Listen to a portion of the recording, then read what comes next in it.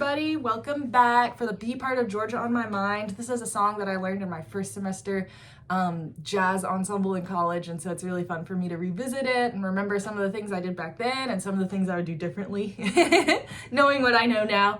It's a great little tune by Hoagy, Carmichael, and excited to teach you the second half of it. So we've got our F sharp minor, we've got our B minor 6. These are some chords that we didn't really see in the first half of the song. It's almost like we just pivot when we get to the second part, and rather than being an A, we're kind of in the key of F sharp minor. So let's take a look at some of these chords that we use in the tune, some of these voicings and inversions that we're going to be utilizing, so you'll be able to recognize them in the wild.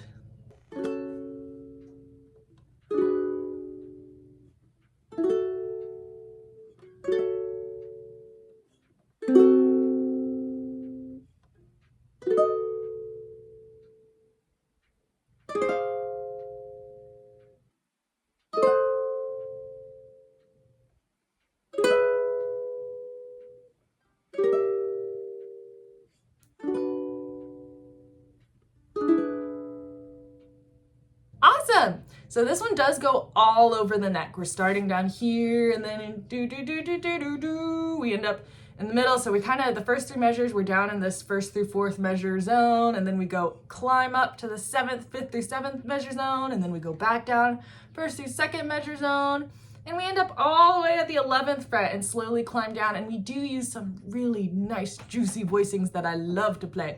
So let me see. Yeah, when we get up to measure 17, ooh, so nice. We have our F sharp minor 7.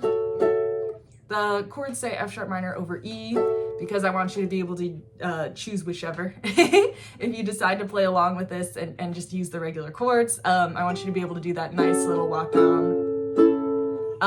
But up in this voicing, we're playing in F sharp minor 7, and then we're gonna go all the way up 8, 9, 9, 11 for our D sharp minor 7 flat 5. Now the melody note there is a G sharp, and our chord is this D sharp minor 7 flat 5. So we're playing a D sharp minor 7 flat 5, and then let's see, instead of the 3 there, we're doing ooh, this melody note on the A string, and it sounds a lot like a 13 chord. Really juicy, really nice. I love this voicing. This is probably my favorite voicing on the instrument. I love the way it sounds.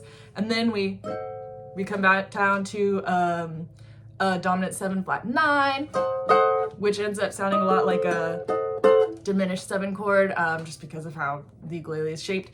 And then we go back down to our C sharp minor 7. This is a familiar voicing for those of you who have played B minor 7 and that kind of thing. And then we're gonna go straight from that to our F sharp 7 flat 9, which normally would just be 6, 7, 6, 7, but we're gonna extend our pinky up because again, the melody note here is an F sharp, and again, such a nice voicing. This could be a lot of things. This could be like a major minor 7 flat 5, or there's a lot of stuff it could be, but it's just such a nice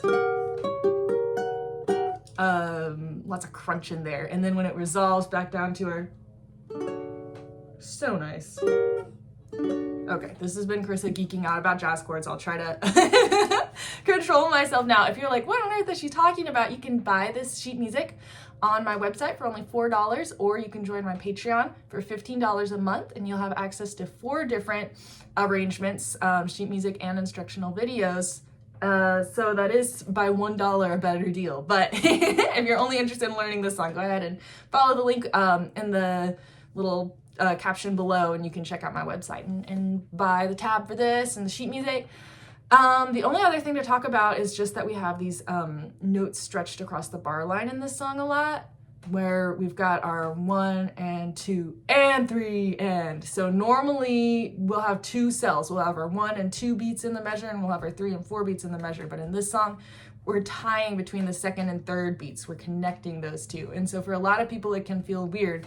1 and 2 and 3 and 4 and 1 and 2 and 3 and 4 and if it does feel weird to you, my advice would be count it out, get comfortable with it.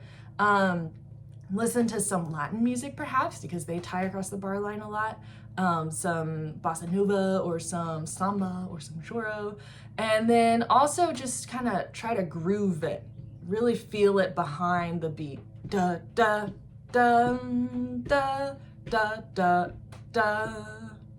See how when I put my, when I do my bass face forward, da, da, da, da, da, da, da, it matches the downbeats. And then when I pull it back, da, da, da, da. Anyway, you can get a feel for it any old which way. Here is a play along for that arrangement. And as always, leave a comment below if you have any questions or requests. Thanks.